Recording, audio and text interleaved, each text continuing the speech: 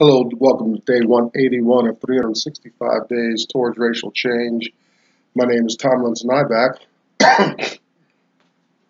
We're here addressing black issues as I see it, see how we're getting along, whether we need improvement, any adjustments in our lives and family, in all aspects of what it means to be black and living in America from my point of view, my limited perspective. I'm only one among millions in this country, so uh, who knows how much is really there. I'm really, this project I started mainly from it's out of a personal need. To let off some steam and some pressure that's been building up in my life for decades. Unnamed fears, prejudices, ignorances, a lot of plural dysfunction in my life. Fortunately, instead of just dragging my knuckles on the ground for the rest of my life, some information came my way, and that helped me shape and form, articulate my life much better. From this project comes two main thoughts. First thought is for the mind of Americans in general, black and white more specifically, and about the mind of black and white Americans. Do black people in America still live by a slave mentality? Can just imagine hate mail and feedback, pushback, especially from black folks, where they're free and they're not slaves, But I think if we just break down how we exist in America and look at our lack of self-determination, or how much harder we work for self-determination, as opposed to whites and other groups, you might rethink your position on that. Conversely, for the white mind, the expectation of privilege and all this power and just oozing with ease of movement around the American system. I think that's some things to be examined. That's something that's come up in the course of creating this project. Now, so those are two things. I say this all the time. I say it a lot, just about for a few months now. But I'm convinced about something else: repetition. Our learning process. There's a specific methodology to it, and you're like, "Oh, he's saying it again." Yeah, I'm saying it again. You're going to hear it more. Now, the second big burden is for financial literacy in America. Understand how money works. Understand how powerful money is, and understand the lengths people go through to keep it, to create it, to enslave others through it, through various means. Understand inflation, that my dollar today is going to buy less and has to work harder tomorrow. And understand why that is. Not necessarily having a doctorate degree, but at least when you're watching news, I hope you watch and check in every once in a while to see what's going on in the world. When they talk about interest rates and the Federal Reserve making announcements and markets rising and falling, international money, things like that, that at least you have an idea of what that's about. Financial literacy is important. Any literacy is important if you're going to access higher, more complex structures and aspects in a way that will benefit you in the long run. You know, we got our South American, Central American brothers and sisters clamoring to get in America, you know, because their governments, and I'm just speculating here, I don't have any facts, but my guess is their loans have run out. When loans have run out, they've stopped paying interest payments on loans, and they can't get loans to pay their interest payments, and they're probably having some serious humanitarian crises down there. You notice how we don't have any pictures of what these people are running from? We got dead bodies in the water. We got hundreds of thousands of people at the border. We got people getting raped, killed, and exploited trying to get here. I've yet to see pictures. You know, where's the journalism? Where's the reporting? That we so real. I mean, we got people, they'll put on armor and stuff and go to Iraq, Afghanistan, and some war-torn country behind American presence. Oh, maybe that's it. You know, they're waiting to send the troops. You know, we don't do that anymore. What happened to that? You know, I want to get off on a tangent, but financial literacy. You know,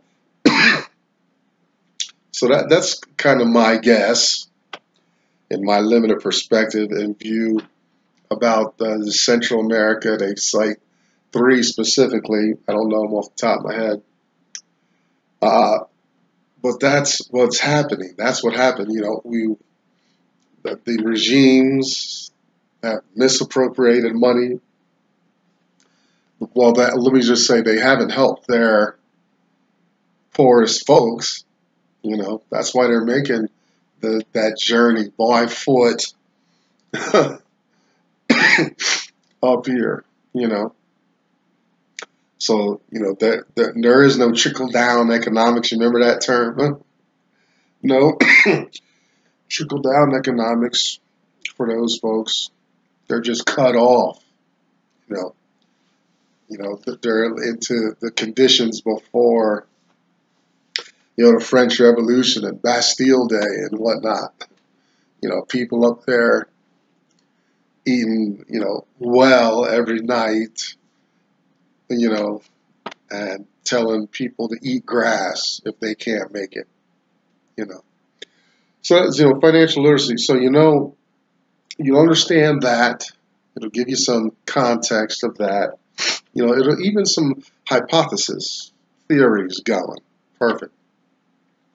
And then from that, you can reflect on your position in America, how your money's working or not. You know, we got all these people talking about, oh, let's raise minimum wage. No. Like, only the ignorant feel encouraged by that statement. You know, the wages don't matter.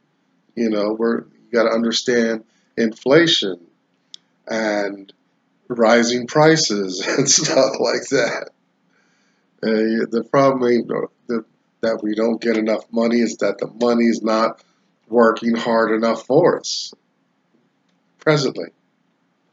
You'll understand why you got people so fired up about keeping the monetary system going, because if it staggers, you'll have a crash and all these mysterious things. Suddenly, people are out on the street and whatnot. Oh, it's engineering. You got to understand. Let me get off this subject just by saying, you want to read a book called The Creature from Jekyll Island. It's some heavy duty stuff that the author is forwarding in that book, and kind of you look under the hood of history, you know, and you see that America, especially America, is not as altruistic and benevolent as we really want to believe, you know. Well, when the Arab Spring hit and we had all this turmoil and regime change there, Libya, Egypt, and all that stuff going on, we didn't do a damn thing for some of those African nations, our southern, southeastern African nations that were trying to rise up. We heard about it, but we didn't do nothing, you know. Financial literacy, understand money and how money works. Now, we got a lot to get to. I'm sorry, I'm starting to get overtime here. I'm inspired by a man named Dr. Anderson. I'm just going to blow through this. You see this all the time. That's how much I believe in what this guy is talking about and his message, his, you know, life purpose or whatever. I hope I can meet him someday. A Black History Reader, 101 Questions You Never Thought to Ask. Black labor, white wealth, search for power and economic justice. We are in this text today. And Dr. Anderson's national plan to empower Black America, Powernomics. You can find Dr. Anderson at powernomics.com. That'll get you on the road to connecting with resources for him. It's the World Wide Web. If you can't find your voice, your flavor, you know, these are electronic devices. Get a simple phone. Do something doing this on a computer. Start your own little thing. Get it off your chest. Don't snap and be taking out department stores in your workplace because you've been holding it in and don't know how to deal with it. Get here and see what happens. I got a handful of private subscribers on my private email list. These videos are public, but if you want to get on my private email list, we can communicate more and stuff. I have a few subscribers that we dialogue consistently with. Things like that. You know what I mean? Don't let it be built up inside you. Let it out. You know, let it out sometimes. And finally, take a fictional look at slave life in America, Uncle Tom's Cabin. We're going to get back into this. We're going through a lot of stuff right now, and coming up on our halfway point. A lot of great stuff. I can't believe it's coming up to halfway, and we'll see what it looks like on our downhill run. But we'll take a fictional look at slave life. It informs some of our conversations. I want to start with a news cycle around Senator Kamala Harris and former Vice President Joe Biden had a little exchange about busing and stuff like that. I don't know where you're at with the issue. I don't care where you're at with the issue. I need to chime in because it illustrates something that Dr. Anderson is trying to break through, and a lot of people are not getting and hearing his message about the failure of integration, civil rights, all that stuff. Listen, the best we can do is look at those events as learning experiences, and you know, the benefit of having tried some of these experiments and you know, seeing their failure. Let's look at the data and look at what happened. You know, Senator Harris she seems to be very feels as though she's benefited from the busing. You know, all that, and it is true. You know, you brought disadvantaged children to a better educational situation. Now, remember, education is, you know, it's conditioning. You know, the system is, you know, increasing its chances of producing a particular kind of person by holding them hostage like that, making it a law and stuff. So that's another discussion. But for busing, yeah. You know, I was bussed, you know, and this is the 80s. And busing wasn't an issue. that's just another discussion. I will say the high school I was probably going to go to probably wasn't going to give me what I wanted, but the high school I did go to, while the education was grand, I've rarely used any of it.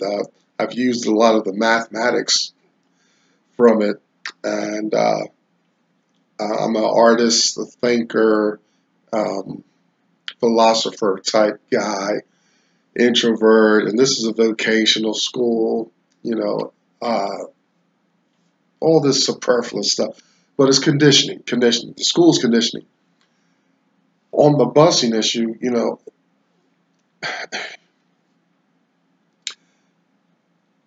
I want to say for the most part,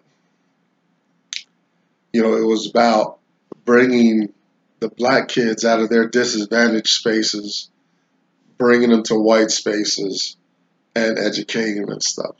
Always making it look like the black kids are so handicapped and so disadvantaged, which is true. The reason you're taking the bus is because the government, state, whoever, federal, local, is not handling and funneling the funds properly.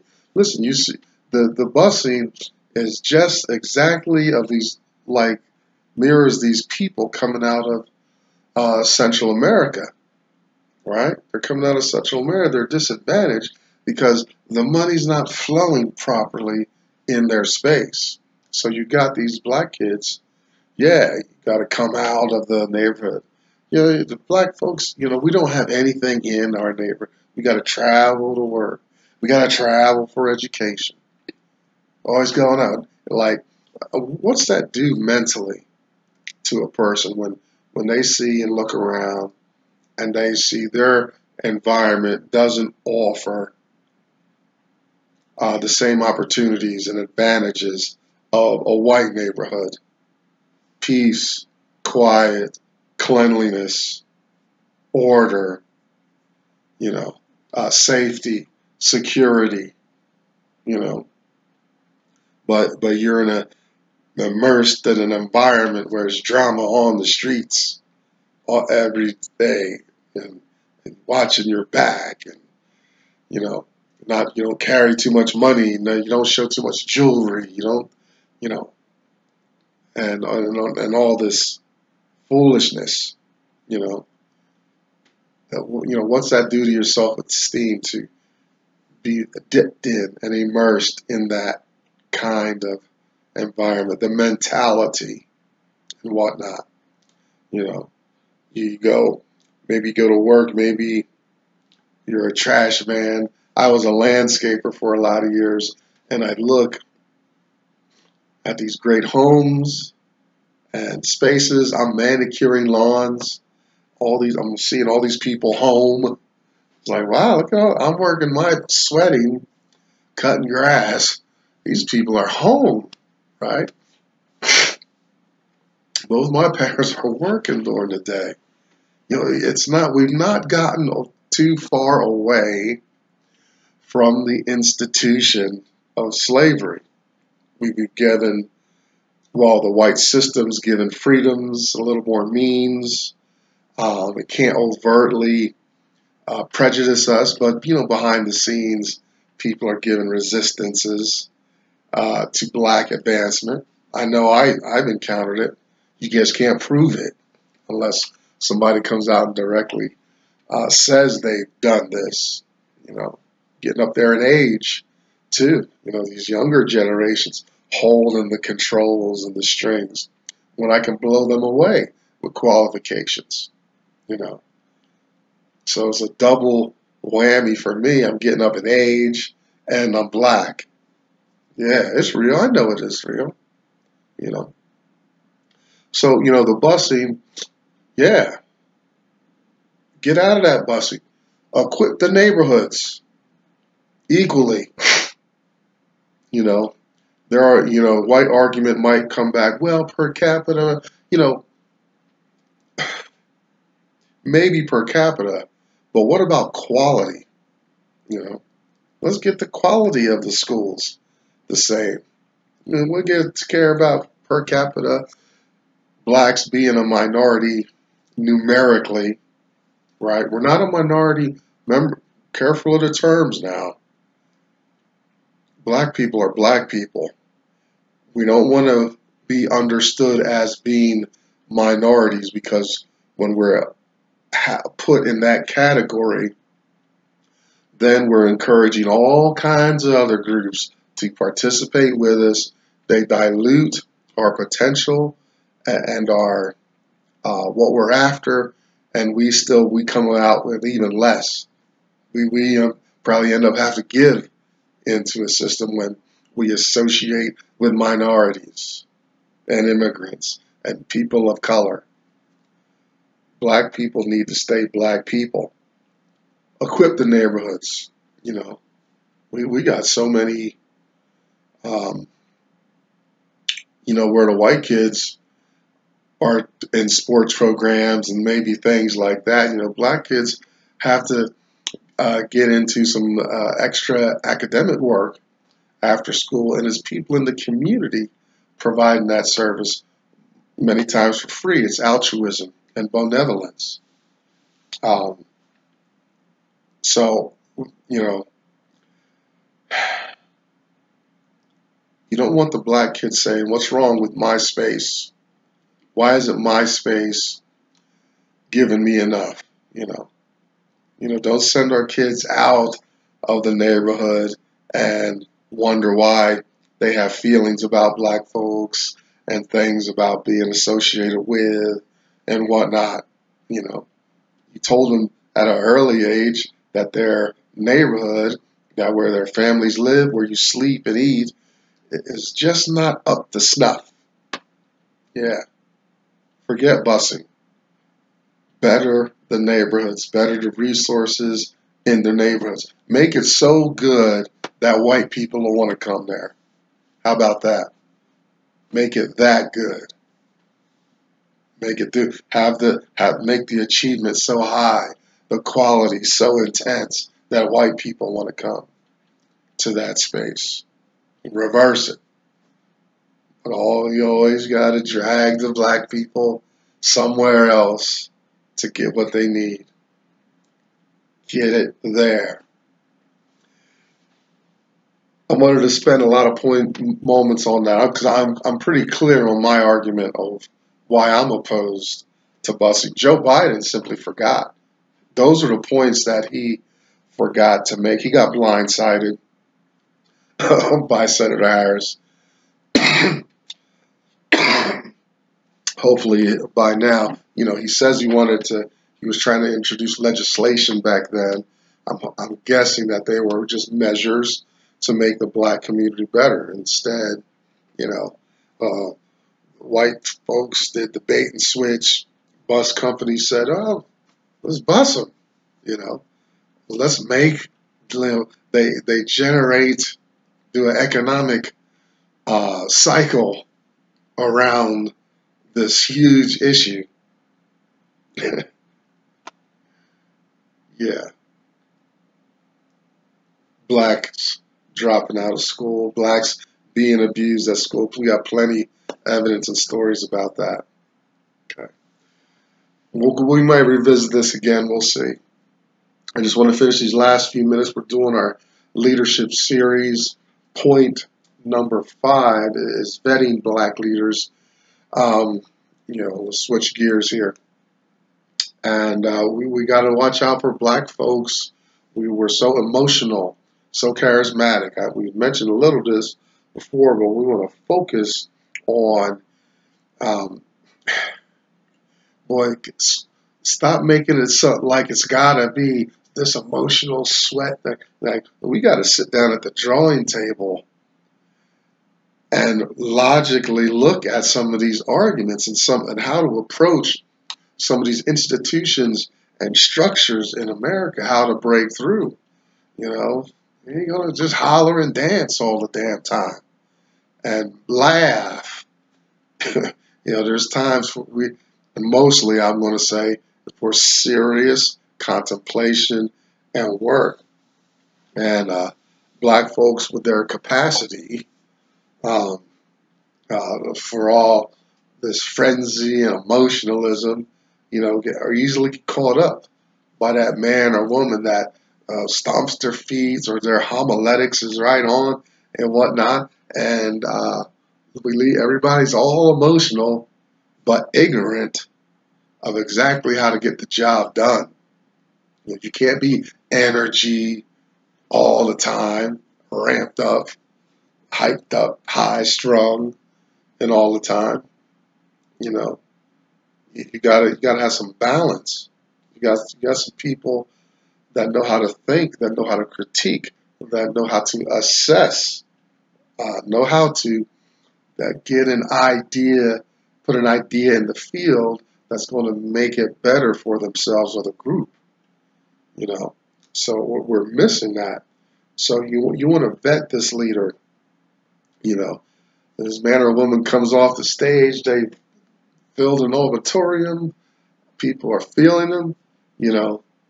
Now let's have a cup of coffee and let me find out what your points, what your interests are, and all that. Are they articulate?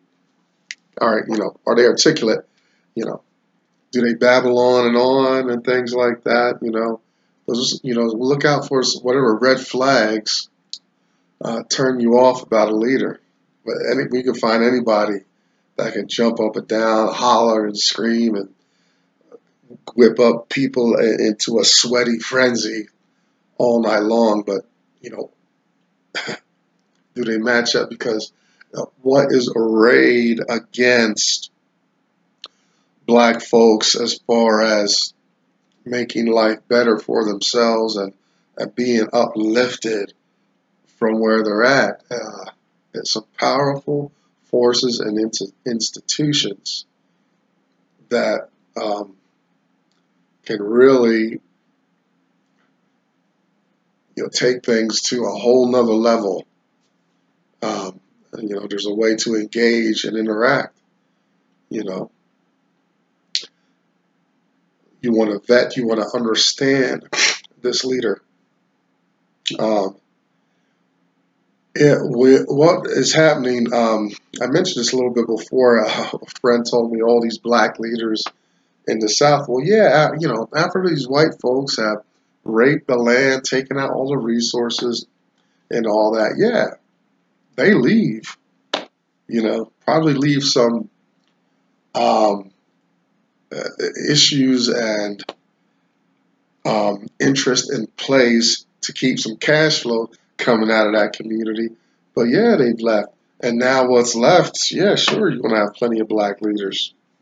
Look out for black leaders that are controlled by whites, that are still, you could have black leaders all around you, but you can still feel like you're serving and moving within a white agenda, a white interest all the time. Look out for that bait and switch and that resistance. Look out for what's going to protect white things. Like, look at your community. Like, look at a space where blacks are working, but whites control it, and how much resistance you're going to get when you say, look, we want, that needs to be a black-owned business in that space.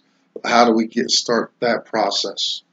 And see what kind of reaction you get from that. And what happens the most, and which is necessary if you really want to take somebody down, is the white power, if it feels threatened, it's going to discredit or remove aggressive blacks or articulate blacks and whatnot. And watch out for the black overclass. Read some of Dr. Anderson's books. Look at him on YouTube. He talks about the black overclass, and you'll find them shrinking away when it really becomes apparent that there's some momentum towards blackness going on. You'll see them offering their little ways of resistance.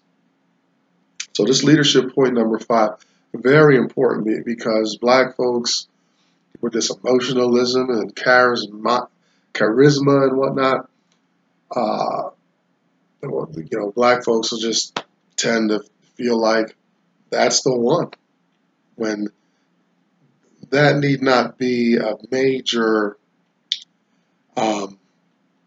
point on which to choose a black leader for these very important issues that we have to approach. Very old institutions that have been exercising and practicing power for a long time in America. Long way to go. Day 181 out of the way, 365 days towards racial change. I'm Tomlin's Nyback. Stick around. Tomorrow's the 1st, and let's see if we can find a leader that fits the bill. Someone that we can maybe talk about that's emulated a few of these points we've talked about so far on leadership. Stick around. See you tomorrow.